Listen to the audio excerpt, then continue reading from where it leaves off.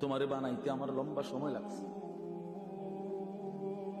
10 মাস না, 10 মাস 10 বছর না, কত লম্বা সময় দুনিয়া আল্লাহ আমাকে বানাইতে লাগছে, এক আল্লাহ ছাড়া কেউ জানে। হাল আতা আলাল ইনসানি হিনুম মিনাদ দাহরি লাম ইয়াকুন শাইআম মাযকুরা। আল্লাহ বলে, বান্দা তুমি জানো না, যুগের পর যুগ আমি আল্লাহ তাআলা তোমাকে সৃষ্টির পিছনে ব্যয় করেছি, কিন্তু তুমি উল্লেখ করার মতো কোনো বস্তু ছিলে না। পৃথিবীর কোনখানে তোমার নাম নিশানা, কোন আদমশুমারি, কোন অফিসে, কোন আদালতে, কোন কম্পিউটারে, কোন গুগলে কোথাও সার্চ দিলে তোমার নাম ঠিকানা পাইতা না।